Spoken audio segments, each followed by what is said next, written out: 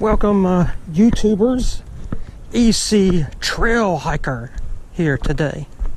Oh, there's a big tree that fall down there. Trying something different today. I'm thinking I'm already going to tag this as my longest hike at Medoc Mountain. It's not my longest hike ever. I'll get to that in a second. But one thing I wanted to clear up is my last couple of videos, there was some fuzziness on them, and I apologize for that. I do believe I've fixed that problem. I just think it was some film that got on the camera lens there. So I'll take a look at this one and make sure that issue's been resolved, because I want my videos to be, you know, as good as they can be. I know they could be better. I really don't know about all the editing and all that kind of stuff. I may try to take it up at some point. I'm thinking I probably have to go like take a course at a community college or something like that for that sort of thing. Anyway, yeah, this is going to be my longest hike I'm trying to do at Medoc Mountain. So I'm going to try the Summit Loop today. The thing about the Summit Loop trail is that you can't just drive up to it. Now, there used to be like an access road, not really a paved road, that you could use to just drive up to Summit Loop, and then you do Summit Loop, and then you're done. That's not the case. They've closed off that road, so you got two ways of access to Summit Loop. You can take the Bear Swamp and then get on the dam site a little bit. And no, I didn't just curse. That's what the trail's called. There's an actual dam on it. And then there's this way, which is you do the stream loop to Discovery Loop and get to it that way. Now, of course, this way is much longer than the other way. And you may ask, well, why don't you do it the other way? Well, I did do it that way last time I was out here. Of course, I wasn't able to come out here last week because I worked every day last week. Well, almost. I didn't work Sunday, but every other day. So when I was on it last time I was here, I noticed that the bike trail, I think it's called the Saponi Bike Trail, uses part of Bear Swamp, and they want the hikers to walk in the opposite direction of the bikes, for safety. And if I'm going to go in and get to Summit Loop taking Bear Swamp, then I got to do the same thing coming out. So I had to essentially walk in both directions.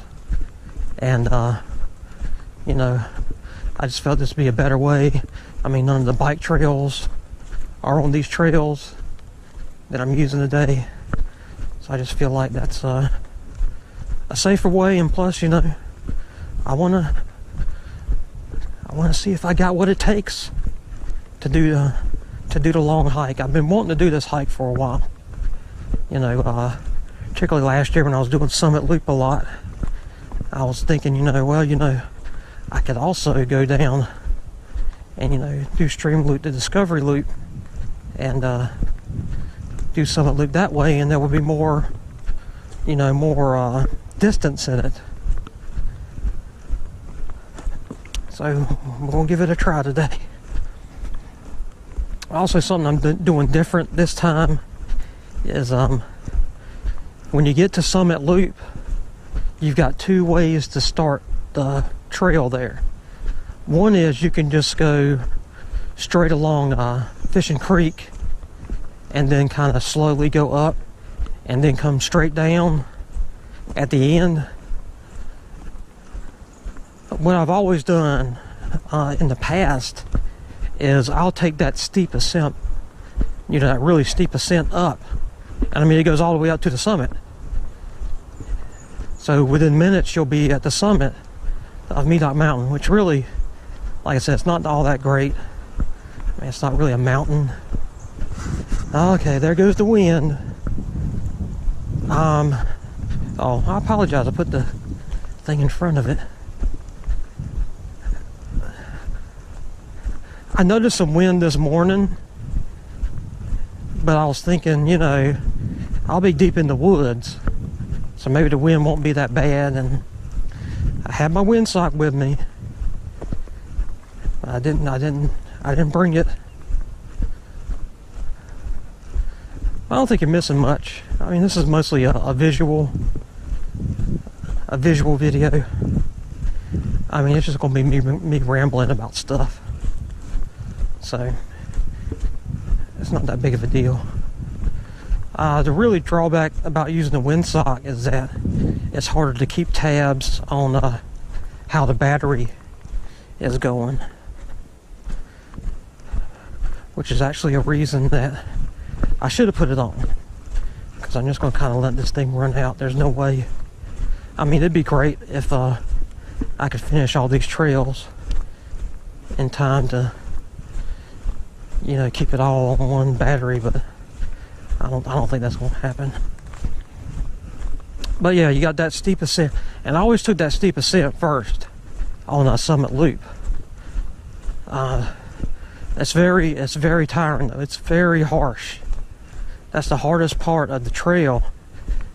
In fact, most of the people that take the trail, they'll start along the creek and then come down, because you know it's a lot easier, you know, descending down that steep way than going up it. And like I say, you know, it's very tiring, and I mean, you basically spend most of the rest of the trail kind of recovering from that steep ascent, and I kind of want to get that on camera, you know, just me breathing heavily for a few minutes. So, well, some big tree roots here.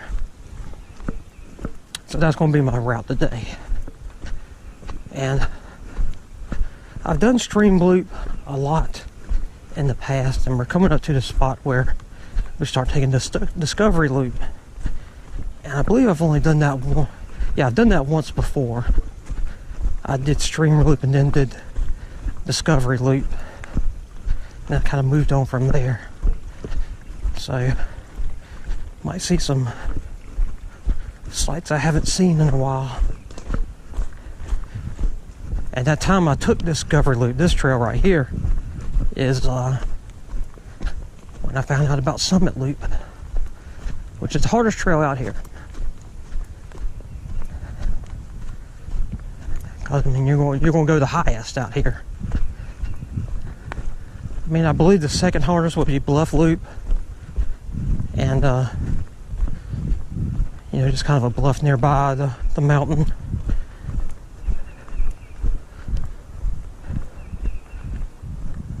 But Bluff Loop, I mean, you can just drive up to it. I mean, it's right there near the picnic shelter. Okay, going down here. And I don't think this river you're looking right now, I don't think that's Fishing Creek. Because the trail we were just on calls it Stream Loop. And I'm thinking when they named it, they should have named it Fishing Creek Loop if it was Fishing Creek, so I don't think it is.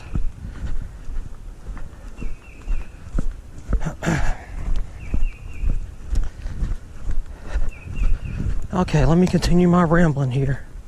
I did a Facebook post recently about the March for Our Lives events, and went to the tune of Whoa. That tree just creaked. Oh wow, I see it now. It's right up against that other tree, the limb. Okay, I'm gonna go around the other way. Cause being crushed by a tree would ruin my otherwise perfect day.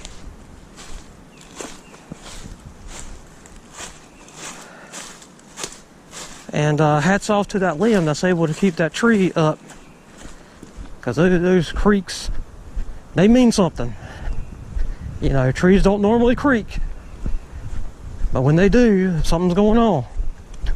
But anyway, back to my post. You know, I just did something, you know, like NRA versus students who want to skip class. You know, who's going to win that one? And got some reactions from my nephew and my niece. Okay, and I'm all for, you know, if you've watched my videos, you know I mentioned this. You know, 17 students being shot, and well, 17 people getting killed. I don't know if it was all students or if there were some teachers involved too. But you know, I in no way want to take away from the seriousness of that, and I believe it's a terrible, horrible thing, you know, a school shooting. But there's also terrible things, terrible deaths caused by alcohol, and very few people talk about that. And then you've got abortion. We got thousands of children being killed every day because of abortion. And I'm all for protecting the students. All for it.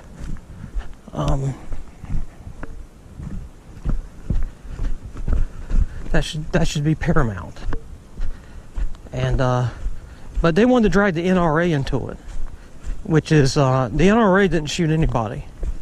Okay. The NRA didn't go into the school and start shooting up kids. But they want to say, well, we got to get rid of the NRA. Okay, why do you want to get rid of the NRA? They didn't have anything to do with it. So it got turned into an anti-NRA and an anti-Trump protest. Okay, Trump didn't go into a school and start shooting people. And yet this is what it's turned into. Now, if you want to go there and march and say, okay, and I'm not saying they don't have a right to do it, but they're packaging it as protection for our students, but then they're bringing up things that have nothing to do with protecting the students. Okay, getting rid of the NRA is not going to make students any safer at all. Even if you got rid of Trump, that's not going to make our students safer. Okay.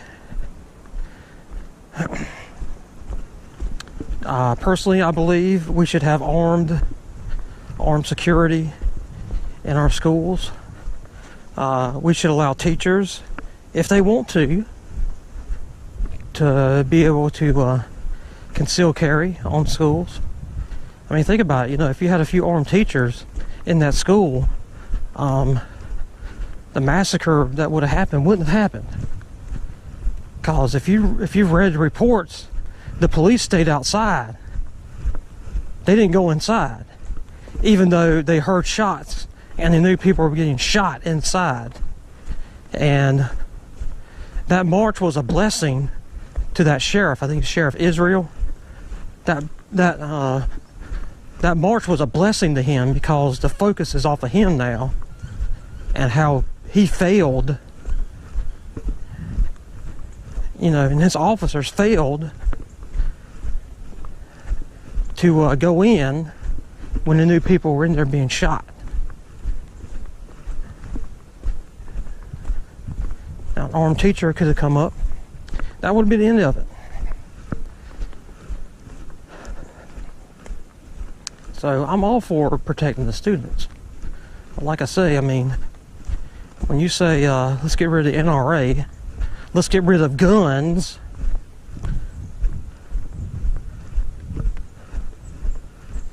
okay, I've said this before, I'll say it again. The leaders of the gun control movement don't want to get rid of all the guns. They want to have all the guns. And if you look through history, every time gun control was implemented, a totalitarian government soon followed.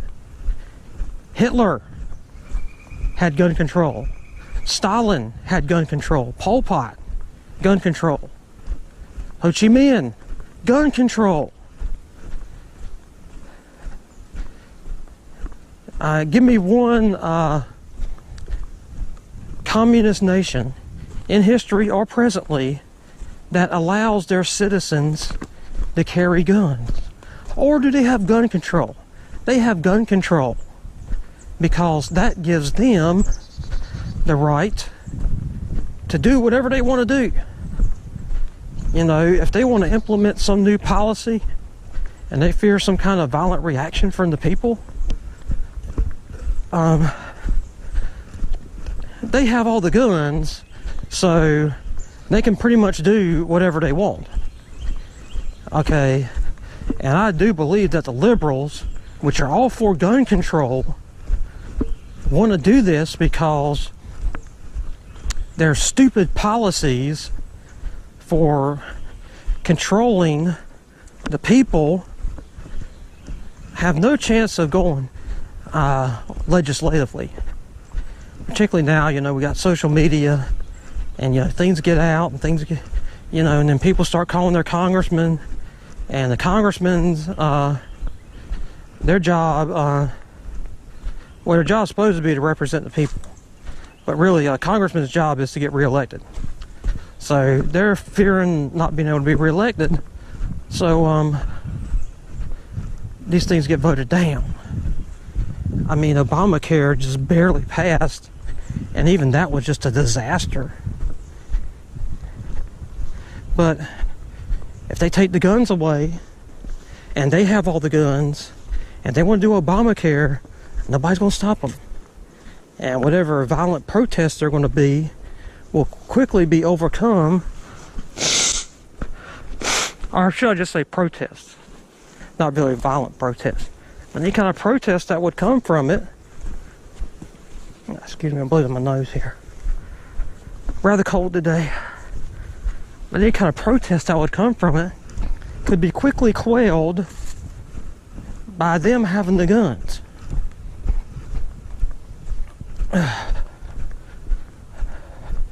And you know, I work for the post office. I believe mailmen should be armed if they choose. If they choose. You know, the criminals out there know we don't have guns. We're not allowed to carry guns. They know that. And that's why mailmen are such a target. I mean, there's stiff penalties on robbing a mailman. But that doesn't stop them. You know, maybe give them a slick lawyer or something. But if they know that we're armed, or that some of us are armed, that's going to make them think twice about trying to rob a mailman. But you know, even in the small town of Rocky Mount, one of our carriers had a gun pulled on them. So they know. They know.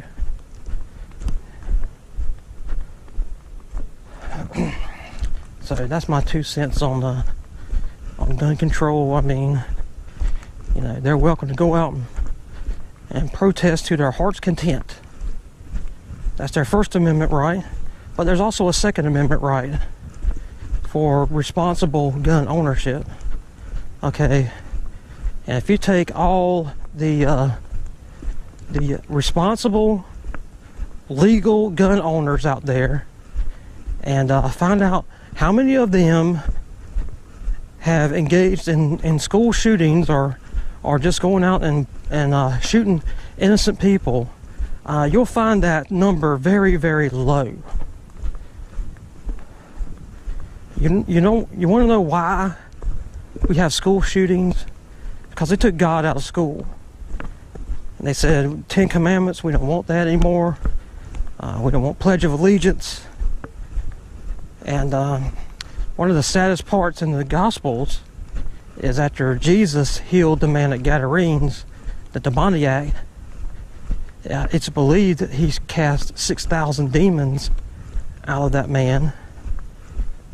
A lot of people think it was 2,000 because it was 2,000 pigs that got possessed. I believe it was 6,000, just, they doubled up or tripled up on the pigs. But I mean, that's neither here nor there. But anyway, he healed the guy. The townspeople show up, ask him to leave. And here's the saddest part. Jesus left. So, man determined, well, we need to get God out of school. We got to take the 10 Commandments out. We got to take the Bible out. Got to take the Pledge of Allegiance out. Got to take the Bible out, which is ridiculous. I mean, one of the most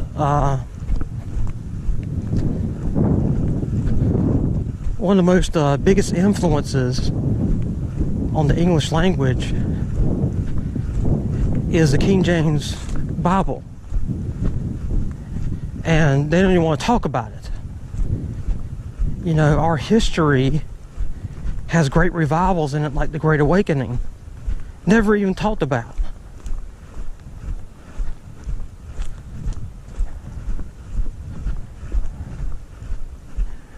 So, and the public school systems are just a failure. I mean, you want to talk about,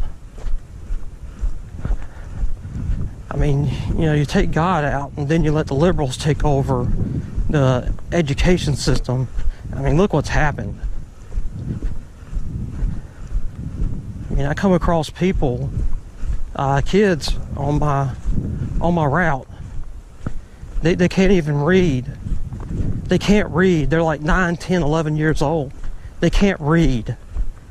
And that's ridiculous. That's ridiculous. And yet all they want to do is teach them that, if you're a boy and you want to be a girl, that's okay. But they can't even read. It's ridiculous. I mean, that's why I vowed never to, put my children into a public school. If there was any way I could get out of it, I wouldn't put them in a public school. And they're at a private Christian school. I thank God I've been able to do that. And thank God to the people that, helped me to do that. Because, that's quite an expense. But, that's, okay, getting ready to hit Summit Loop here. That's what's so important to me. That squirrel walking by there. One of the bigger bridges here at Medoc Mountain. So yeah, that way right up there, I don't know if you see that, that's the way to the steep ascent. But we're going this way. Well, maybe I was walking near Fishing Creek. I don't know if this is actually Fishing Creek or just a stream.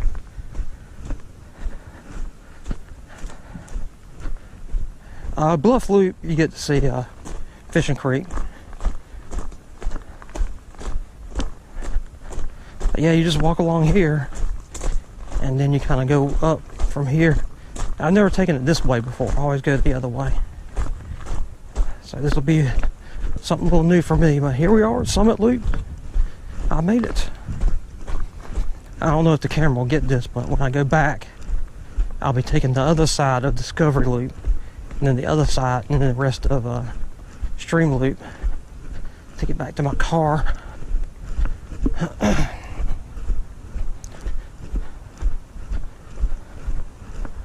But yeah, the gun control issue, it's not going anywhere.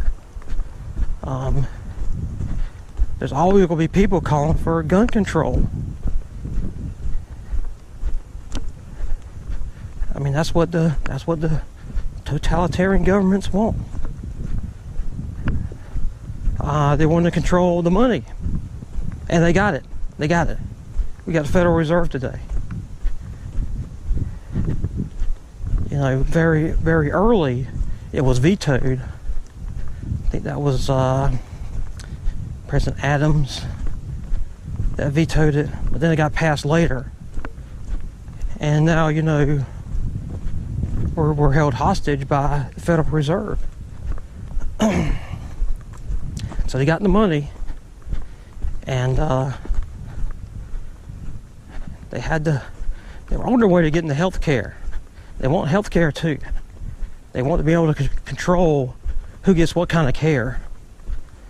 So that'll rear its ugly head again. You know, whoever the next president is. I'll come back to that in a second. But public transit. Okay, liberals hate the fact that people have automobiles, and you know, the whole oil industry thing. They hate that. They hate the fact that people have automobiles. So they're always pushing for, you know, I mean, they loved it when gas was close to $4 a gallon. They loved that. So they can always push their public transit. That's another way to control the people. You want to keep the people from moving around? You shut down the public transit. So there's another thing where it's just about controlling the people. So you gotta watch these things and stand against them.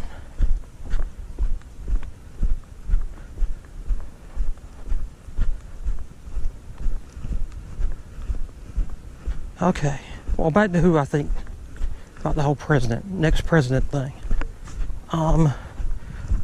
I firmly believe, and if I'm wrong, I'm wrong, but I do believe Donald Trump is going to be reelected in 2020. I really do believe that. My first reason, I don't know if there'll be any more, but my number one reason is that the media who helped put Donald Trump into office are doing the same thing. I mean, they're doing the same thing they did to get him into office. They're doing that same thing today.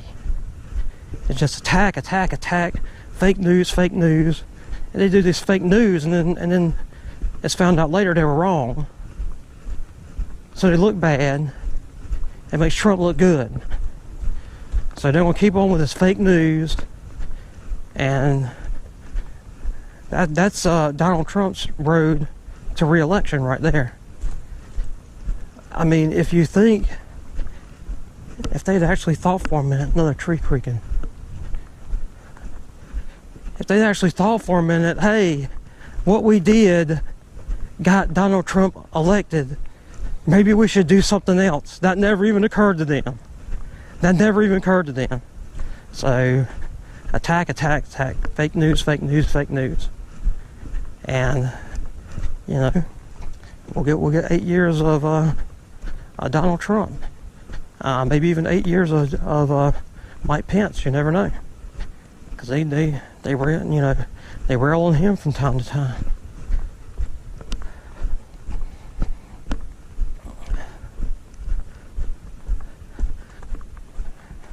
And just to put my 2 cents on the whole Joy Behar thing, note to The View, all Christians are not mentally off. And by saying, well, when Jesus talks back to you, then that's mental illness. Well, that's why we had the Bible. Okay, God taught the people, inspired them through the Holy Spirit to write the Bible. So God was in effect talking to them.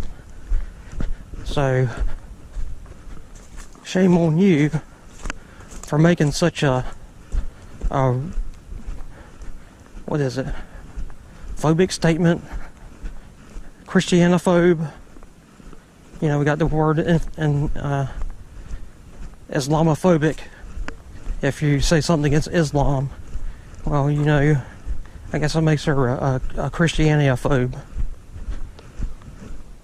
for saying something like that. I mean, they'll bash Christianity all day, but have someone say something true about Islam, and they go crazy. I mean, I wonder if any of them have read the Quran, which I'm in the process of reading the Quran right now. I got to tell you, I'm not, you know, it's been a bit of an eye opener to me, and I'm not impressed. Not impressed at all. I mean, you could tell there's something off about the whole thing, and it doesn't take long. And I believe even the real moderate Muslims don't really read it. They just go do their prayers, and they go and go to their services, and the Imam speaks, and you know, that's what they do. They don't look into the Quran or the Hadith.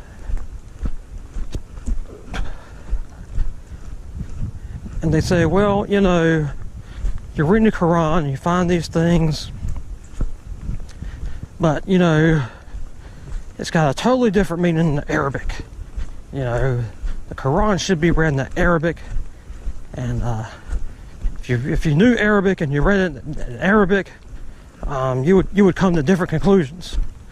Okay, well that just means the translators failed. Translators failed to do their job.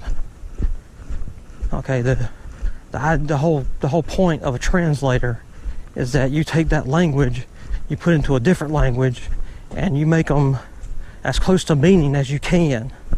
So in fact, what you're saying is that all the translators of the Quran can't do their job right.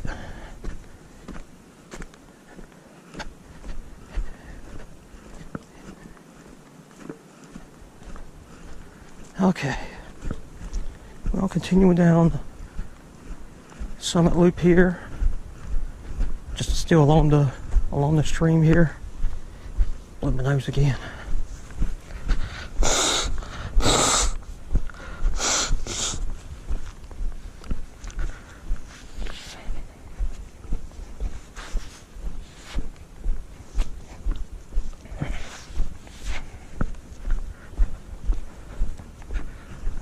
As far as Pure Gospel Fellowship goes,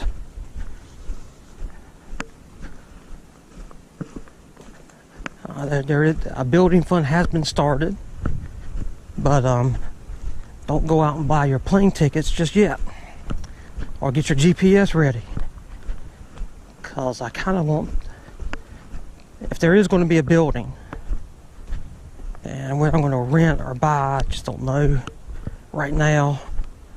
I'm tempted just to buy something, and if I do, that might be when I make the switch to becoming a 501c3, because I believe that'll keep you from property taxes. Because if I do a building, I want to do a building that doesn't cost a lot to maintain. I believe one place where preachers have failed is that they get these large buildings and they get stuff like private jets. Okay, you need money to keep private jets maintained, and I mean, even the fuel.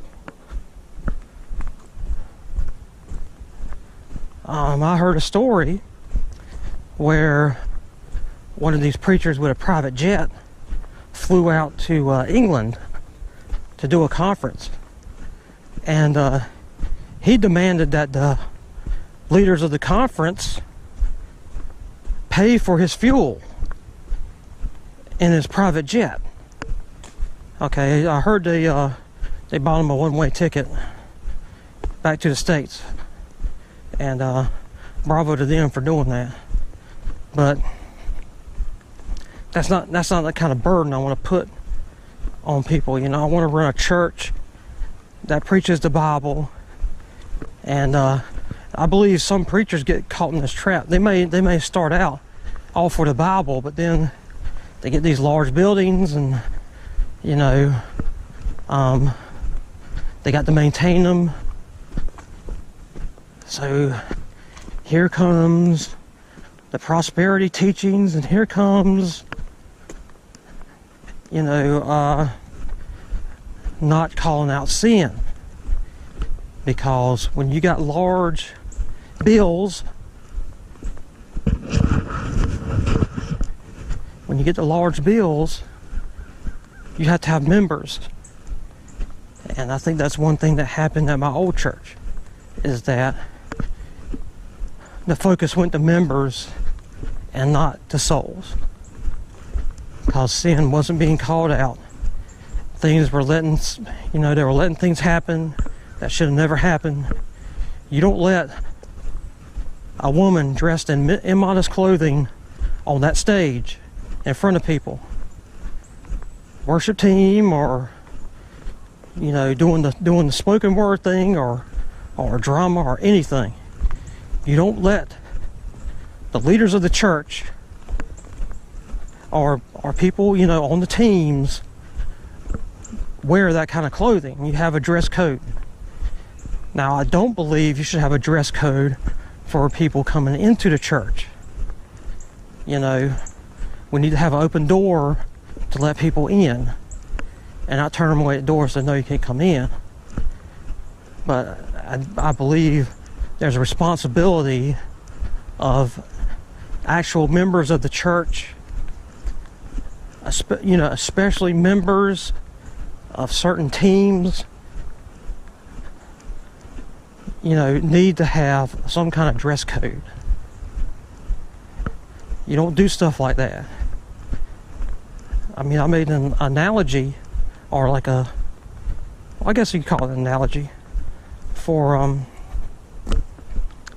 you know, what if you got a new Christian, and you know, he loves the Lord, and he wants to do right, he wants to, you know, live in holiness, and then he goes to church, and there's women with immodest clothing on the praise and worship team. Okay, what's he going to do? He pretty much has to look at the ceiling to praise and worship God. Or if someone's doing like a spoken word, and that's what made me walk out. What that girl was wearing for that spoken word on the Christmas Eve service, that's when I walked out. And I haven't been back in that building ever since. But you just don't have, I mean, if there was a new Christian who doesn't want to fall into lust, he'd have to look at the ceiling or the floor while that was going on. And that shouldn't be the case. That shouldn't be the case at all. I mean, she may have had a good spoken word, I don't know. I wasn't there for the whole thing.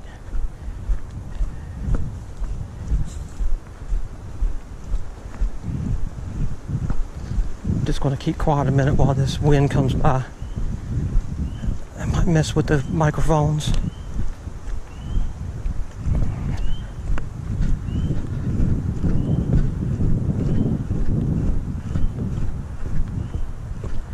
And I'm not sure about a third video for this. I mean, what I might do, I sort of had an idea for a third video, you know, for the whole trail hiking thing. And that's just me doing the steep ascent, just to prove that I can do it. But this one, you know, I wanted to be a little bit longer, and wanted to keep that line of communication, so I can keep talking while I'm doing this. So I didn't do the steep ascent this time, but I had an idea about that, you know, just doing one little video of me doing that steep ascent just to show that I can do it. You know, EC still got it.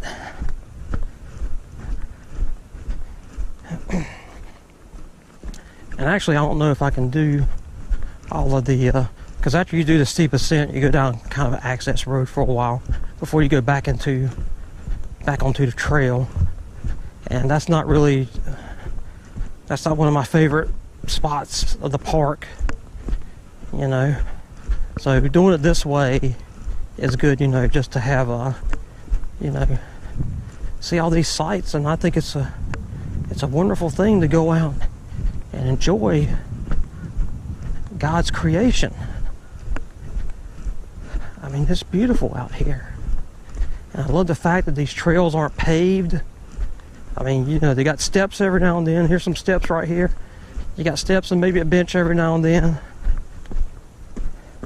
I mean, you got to have those. Be a little bit more difficult to get around. But I love stuff like that. And one thing about Summit Loop is you can, if it's been raining a lot, you'll get some pool of waters you got to go around. And here's one right here. I got to walk around. I think I might try this way.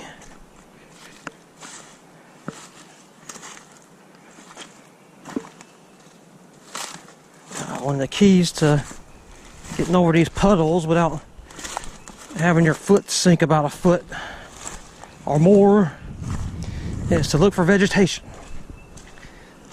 Vegetation kind of holds that dirt together, so it's not as muddy. I think I'll try right here, use that pipe. And we've been getting a lot of rain lately.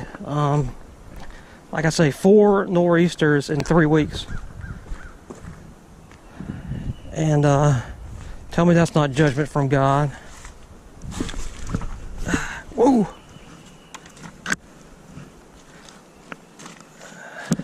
Just trying to work my way through here. I think once I start going up though, I don't think I gotta deal with any more puddles or spots of lots of mud. Okay, I got through that. But yeah, I mean, judgment from God. I mean, judgment.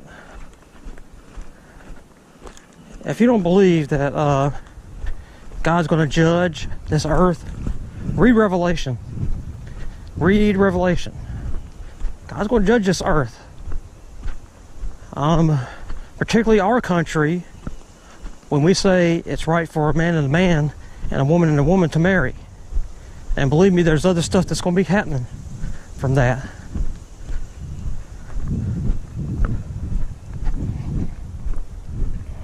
There's another puddle.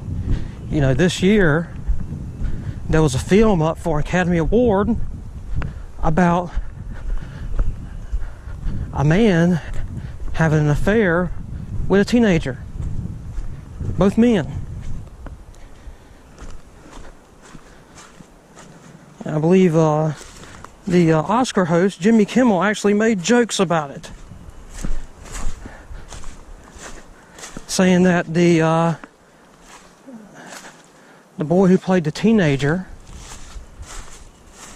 was giving up Paw Patrol to be at the Oscar Awards.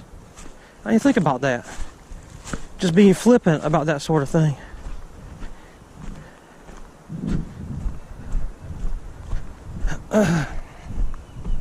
So we'll have that soon. Rights for pedosexuals, that's what they call them. Pedosexuals.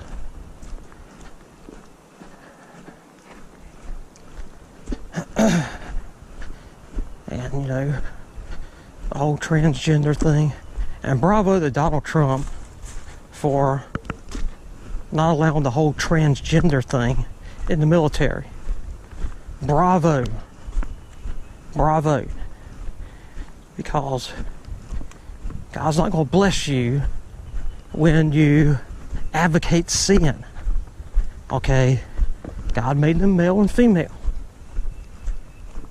Male and female. Not male. If you decide to be female later, that's okay. God does not allow gender fluidity.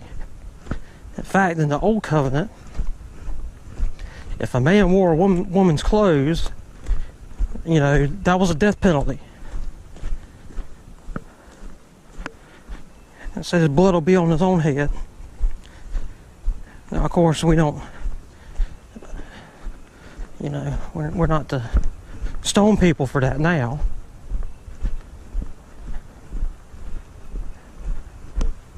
But we are to preach at them and show them that they can be delivered from that.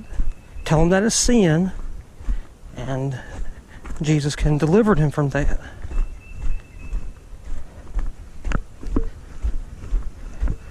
You know, John chapter 8, you know, Jesus saved that woman from being stoned. But he was quick, you know, at the end of the conversation, he told her, go and sin no more. Which is a verse I use a lot when I'm preaching. In fact, it's on my sign. Go and sin no more. So that's what we're supposed to do. Show them the way to holiness.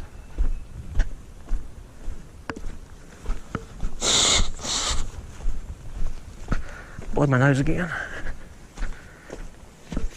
Yeah, we're starting to go up now towards the access road.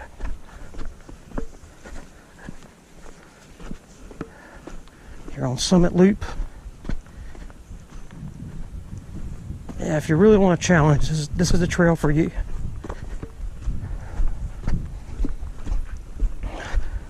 It's 3 miles and, you know, lots of dips and stuff like that. And I really prefer hiking over running.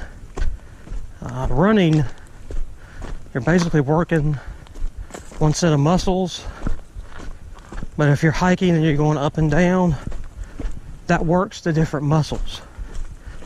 So I prefer that, and plus, you know, running just, well, like I say, it just doesn't work for me. But this way, you know, you get to come out here and enjoy God's creation. Wow, these ascents are getting to me. I thought this would be easier. But yeah, we got to make it all the way up to the summit.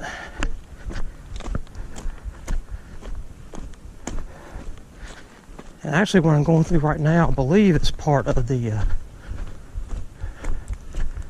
tree identification course.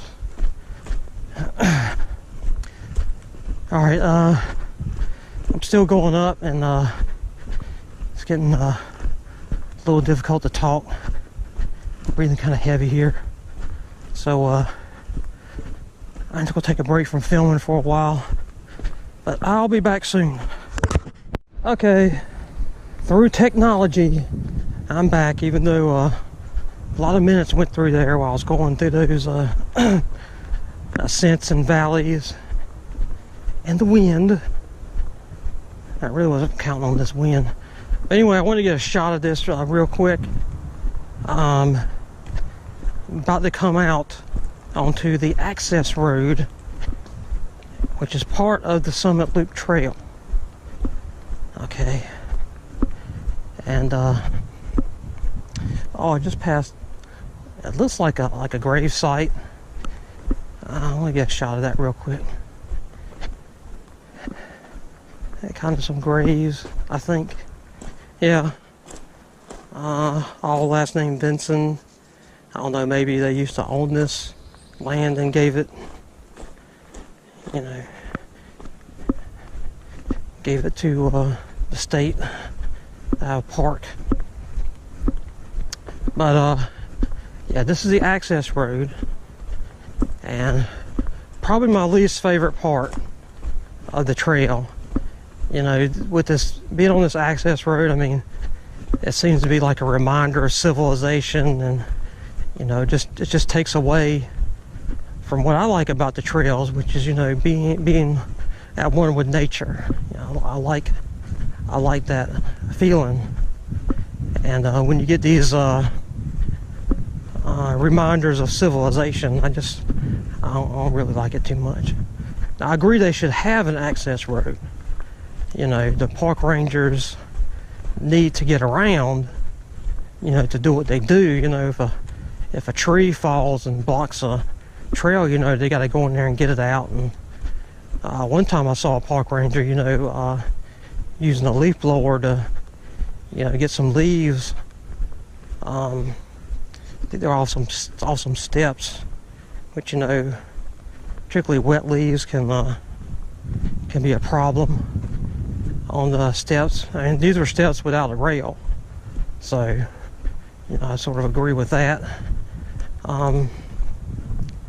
So they got to be able to get around. So I agree they should have access roads. It's just I just don't particularly like them when I'm on a trail. I got some rocks in my hiking shoe, so I'm trying to work them to where they're not bothering me. So the camera angle might go weird a few times. But I just want to get a quick shot of this. I'll be on this for a while. Like I say, it's not, to me, it's one of the boring parts of the trail. But I'll get back probably after the descent, after my breath catches up to me, because like I say, it's very fatiguing, you know, going up that ascent. And the descent's probably not going to be as bad, but it's probably still going to, you know, wind me a little bit. So I will be back once I get back down from the descent. Okay, EC Trail hiker back here. Just got done with the steep descent. There it is right there. And actually, it was a little more treacherous than I thought it would be. Like I say, it's kind of steep, and you know, there's loose rocks there, and I just really had to be alert, choose my steps carefully. So yeah, not the cakewalk I thought it would be. Anyway, we're back down now, done with the summit loop, and back to the Discovery Loop Trail. So we'll be going down this way and hook back up with the stream loop and finish the stream loop, and that'll be it. Be back at the car. Yeah, it didn't wind me at all going, because you know, I had to take it slow. I had to go very slow. There's another trail here. Well, that's weird. There's a trail going that way, but it says this Discovery Loop's going this way. I wonder what's up that way. Maybe like an access trail or something. Might be part of that bike trail. I don't know how far we are away from that. But yeah, I mean, whatever your pleasure, they got a trail for you out here. You know, if you want to hike, they got hiking trails. If you want, you know, you got a bike, they got a bike trail for you. And I'd probably get a mountain bike, not one of those street bikes, because the bike trail is not paved. And even if you got a horse, they got bridle trails out here, so you can take your horse out here. Now, of course, you can't do them on these trails, but they got a whole separate part of the park where they got the bridle trails at. Okay. So I haven't been on this trail in a long time, and even then it was just once, so just kind of taking it in.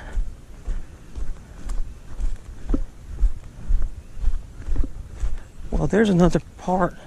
I wonder if that's Fishing Creek right there, because you got this stream coming through here and then one going up that way. Makes me wonder. I keep moving here. I don't want to be out here too long. Got to save some youngins from school. Well, not really save them, just kind of pick them up when they're done with them.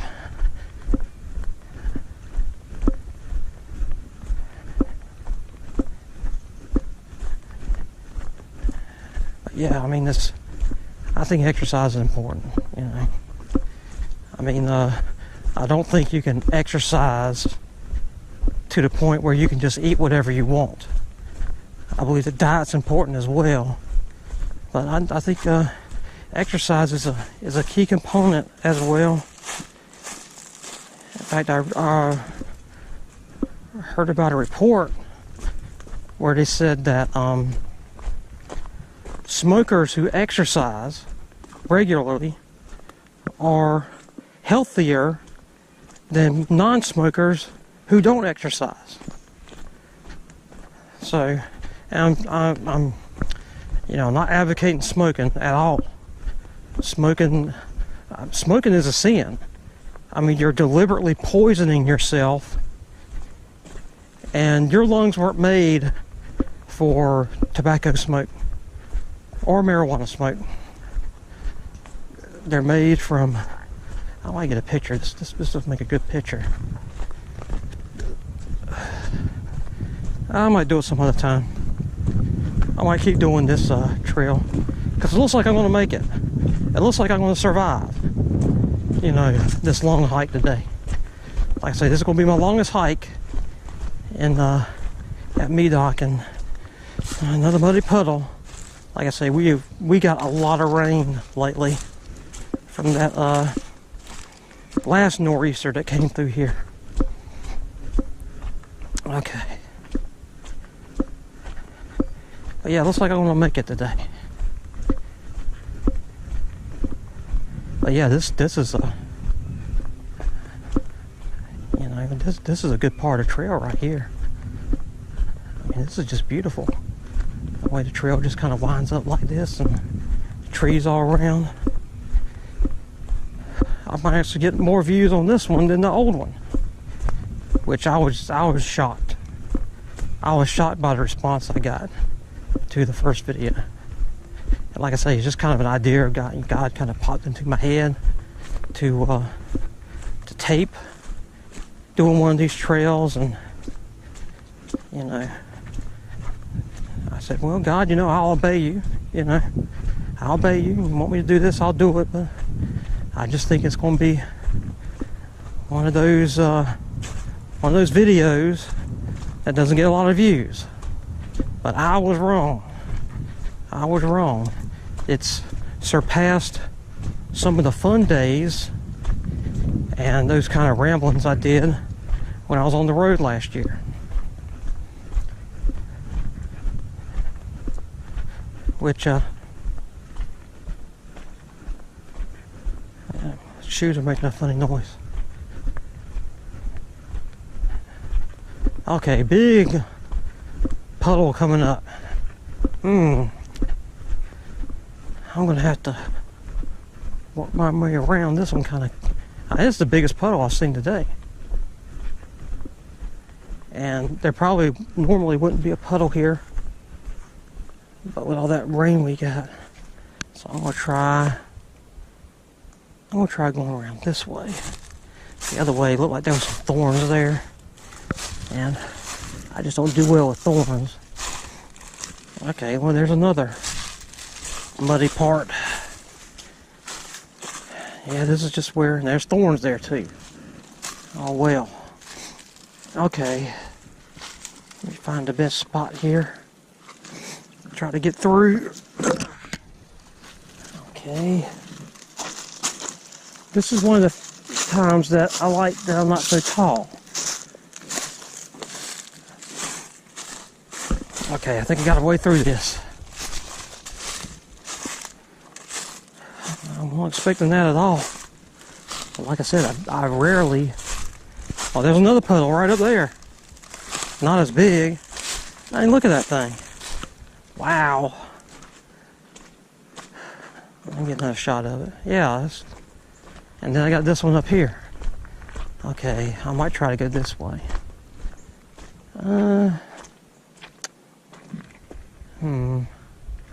No, changed my mind. I'll go this way.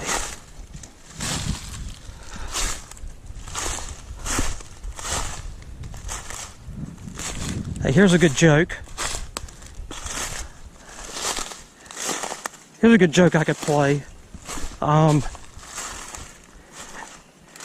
Maybe I could say I see Mary in one of these trees. All the Catholics will be out here.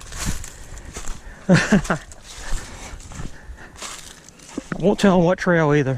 I'll be very vague about it. I'm just kidding. I'm just kidding. Would be a good way to get all the Catholics together so I could preach to them, though.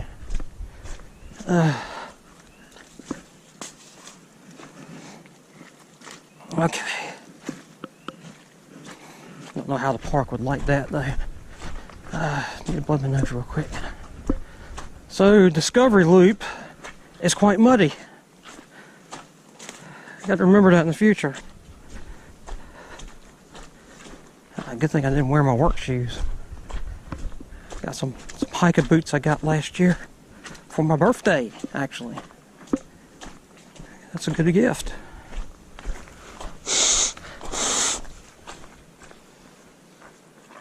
Okay, bird. Scared a bird off.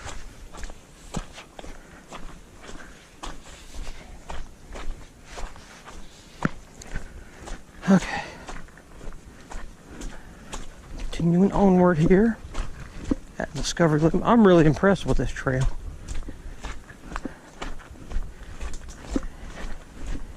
You know, ever since I got saved, I just got a real appreciation for nature. And I just love doing stuff like this, just, you know, being around nature. And it's hard not to see God's hand in all this.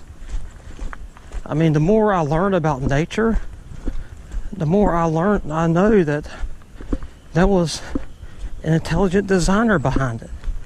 I mean, it takes a lot of brainwashing to get these evolutionists to say, you know, billions of years and change and that sort of thing. That's a hard thing to do. And their mechanism, well, look at that tree there. Was it burned or something? Never seen anything like that. And then when you ask the hard questions to an evolutionist, you know, what about DNA? You know, DNA is just information. And when you have a random mutation, that's a loss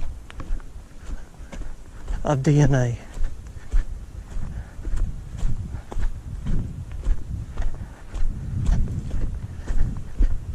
And, you know, their answer always is, well, we're right because we're here. And, you know, or they'll say, well, we haven't found that yet. We haven't found that answer yet. We know there's an answer to it, but we haven't found it yet. And I mean, creationists believe random mutation, survival of the fittest. We believe that's what caused the species. You know, Darwin's book was Evolution, Origin of Species. So, we believe that's what caused the different species of animals. You know, that's one thing people say. How could Noah fit all those different animals on the ark? Well, he didn't have a male and female of every dog species on the ark. He just had a male and female dog. And not only did well, it might have been wolves. Might have been a male and female wolf. Because that's more linked to the family in science, not, you know, when God said they were according to their kinds, the kind is more like a family than a species. So there could have been just a male and female wolf. Because basically that's where dogs came from. The wolves, some of the wolves got domesticated and they became dogs. So it might have been just a male and female wolf. And now we got, you know, different species of wolves and dogs today. from that.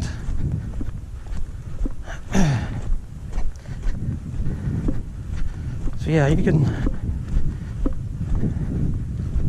definitely see hand of a designer when you get involved in nature. And yeah, I'm sort of regretting the fact that I've been neglecting this trail now. You know, like I say, this is only the second time I've been on this trail. I've been coming out to Medoc for a while now, and I'm really liking this trail. You know, probably my favorite trail out here though is Bluff Loop. Bluff Loop has some of the best views that you can have, and of course I know everybody that looks at my videos, some even in different countries, you of course can't come out here to Medoc Mountain. But those of you that live a little bit closer, you know, you're not that far from Halifax County. You can think about taking up hiking out here. Yeah, Bluff Loop is definitely a good trail to do. It's 3 miles, like I say, you can drive right up to it, or close to it. And it's just beautiful, you know, and I hate that part where you get near the highway and you hear the highway traffic. That's probably about the only thing I don't like. But yeah, it's very pretty. And this time of year is particularly one of the better times of year to come out, because no spider webs. I tell you what, there is you come out during the summertime, and I mean, it's just spider web after spider web you run into, and then you're afraid a spider's going to get on you. We do have a few poisonous spiders here in North Carolina. Yeah, black widow and the brown recluse. So you got to really be careful. This trail's taking longer than I thought it would. I don't know if I mentioned this before, but as far as Pure Gospel Fellowship goes, you may not be watching this video. Well, you may be watching this video a long time after it's been posted, but you know, next Sunday's Easter, and you know, God's got, you know, put on my heart to do a message about the passion, you know, Jesus' passion. So I'm gonna be doing that and really getting down to you know, what Jesus went through, which leads me to my endorsement of the movie Passion of the Christ. And some of you are saying, no, don't do that, EC. Don't do that. You know, Passion of the Christ, that's a film made by Catholics, and it's got a curse word in it. It goes to motivation. And I agree, there's some, you know, Jim Caviezel, of course, has done some movie roles that are not agreeable with the Christian faith. And, you know, Mel Gibson's done some movies since then that, you know, like I say, aren't compatible with the Christian faith. Okay, I'm back at Stream Loop, so I'm almost done here. But if you ask them why they made the movie, you know, Jim Caviezel and Mel Gibson, why they made the movie, they said to bring people to salvation through Jesus Christ. And that's why I endorsed that movie.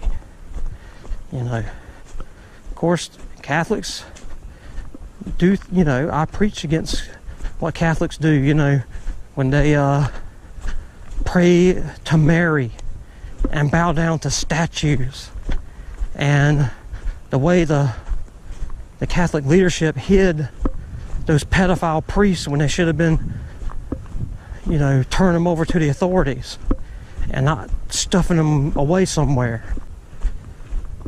But their motivation and their heart was to bring people to salvation through Jesus Christ. So that's why I endorsed that movie. And what a great depiction of what Jesus went through. And I mean, if you want to nitpick and fault find, I mean, go ahead. Have at it. you know, you got First Amendment rights, but that's just what I think. And so God has me doing a message on that. I've recently had the idea of doing a series on biblical prosperity. This comes from a study that I did a year or two ago. God just kind of led me to doing a study on prosperity, because you got the two extremes there. One extreme, I'm almost done here. One extreme is, you know, the prosperity preachers, you know, and they got their mansions and their private jets, and they want you to think that God is just some kind of Santa Claus. You do a certain prayer formula, you can get whatever you want, which is wrong. You got the other side that says you got to be dirt poor or you're not a Christian. Okay? And the correct answer is somewhere in the middle. I did a 5-month-long study through the entire Bible about prosperity, and you know, I'm planning on starting a series about that and just going through the Bible, and let's look at what the Bible says about prosperity. And I'm not going to, you know, either side will stay away from certain verses, but I'm not going to do that. I'm going to take them all on.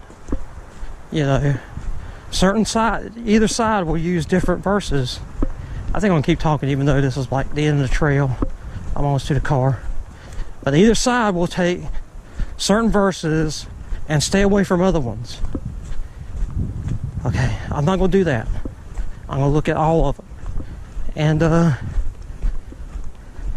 basically, this is the end of Stream Loop. You know, we're back here at the picnic area. And, you know, my car's right over there. So, yeah, this turned out to be pretty good. Pretty good romp here. I don't know how my battery's running. I'm hoping I got enough to get back to the car, and I want to check my phone, because I got a pedometer app on my phone that sort of keeps track on how many steps I've taken, you know, how far I've gone that day. And like I say, that was by far the longest hike I've done out here. And I just want to kind of get a glimpse at what kind of distance I covered. And, you know, I'm not really all that fatigued. I mean, you know, of course, I'm a little fatigued. You know, I did all that walking. I mean, I could go probably another mile or two at this point. I don't know, maybe in the future, when I finish that one, I'll go across to the Bluff Loop and do that in the future. But, you know, you gotta look at the time too. There's somebody out here. Looks like a, I don't know, state trooper. See park rangers out here a lot. Well, I thought we're near tribal land too. See, that's kind of a different. Okay. Well, and I really apologize for the wind. I didn't think it'd be a problem, but you know, wind kicked up today. You just never know with these things. Yeah, state trooper.